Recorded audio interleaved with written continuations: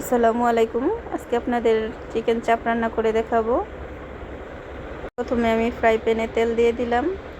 এখন মাংস ছোট ছোট কেটে নিয়েছি। এখন ভেজে নেব। একটু লবণ দিয়ে দিব যাতে সিদ্ধ হয়, মাংসের ভিতরে লবণ ঢুকে ভালো করে।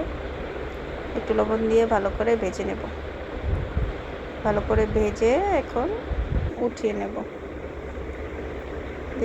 দেখতেছেন আমার ভাজা হয়ে গেছে। এখন আমি উঠিয়ে নেব।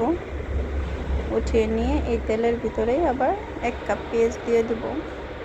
পেঁয়াজ দিয়ে পেঁয়াজটা ভালো করে ভেজে নেব। লাল করে ভেজে নেব। একটু লবণ দিয়ে দিলাম 1 চামচ। লবণ দিয়ে ভালো করে ভেজে লাল করে তারপরে 1 চামচ আদা রসুন বাটা দিব। আদা রসুন বাটা দিয়ে দেব 1 চামচ।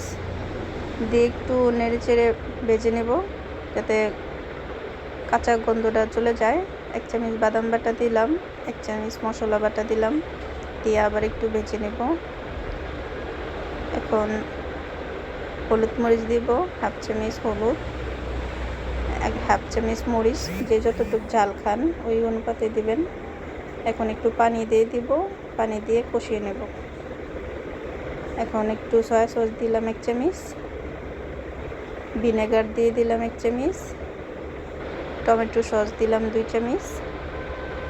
এখন আমি নেড়েচেড়ে ভালো করে কষিয়ে নেব। কষানো হয়ে গেলে আর একটু লবণ দিয়ে দিছি, কম হয়েছিল লবণ। এখন মুরগিটা দিয়ে দেব, ভেজে রাখা মুরগি। এখন কষিয়ে নেব, ভালো করে কষিয়ে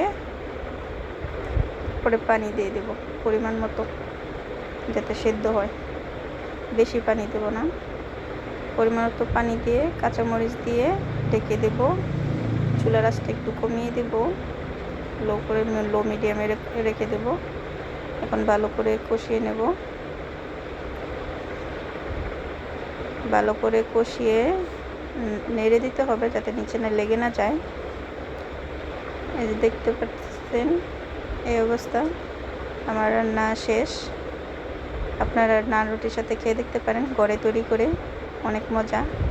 এই যে শেষ রান্না।